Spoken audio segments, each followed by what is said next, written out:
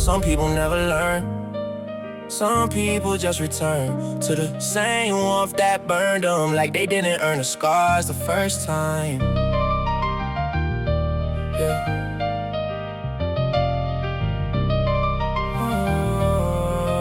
Yeah.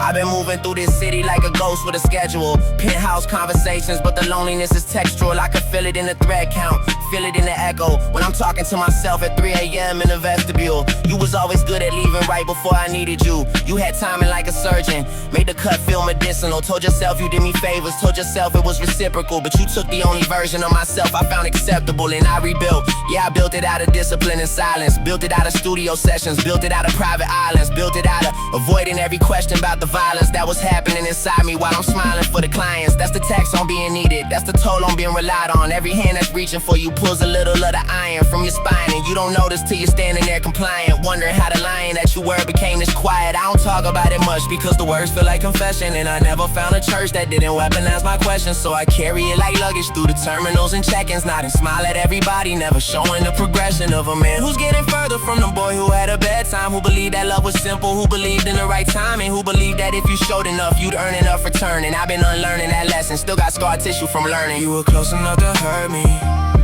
that's the only thing that's certain. Every time I pulled the curtain, you were standing in the hurting. Called it love, called it something that was more than what it wasn't. But I keep coming back to nothing. Close enough.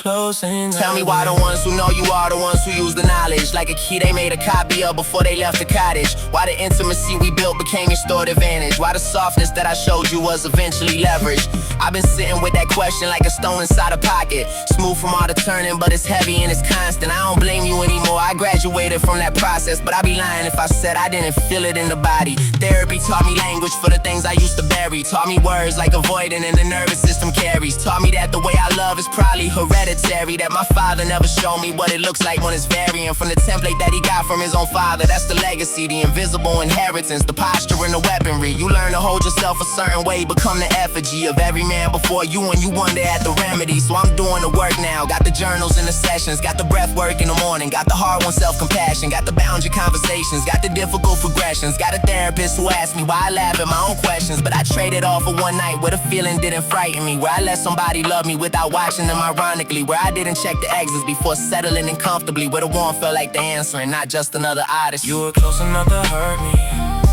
that's the only thing that's certain. Every time I pulled the curtain, you were standing in the hurting.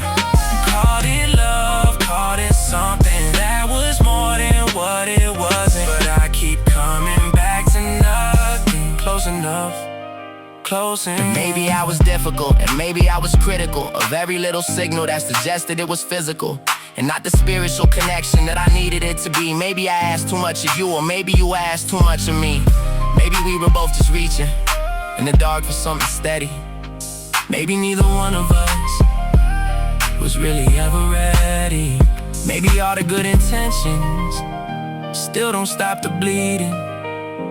Maybe love alone ain't never been a substitute for healing. Now I watch you from a distance like a country I can't visit. Got my passport but the border's in my chest and it's restricted. Saw you laughing at a dinner and I felt it in a different part of me than jealousy. More tender and more wistful, like nostalgia for a future we decided not to finish. Like grief for all the conversations we'll never have now didn't get to have the one where we admitted we were fighting. That was the one that mattered, that was the one we skipped. And I'm a different man now, don't know if that's consoling. I got quieter in public, got more honest when I'm rolling through the late nights on my own.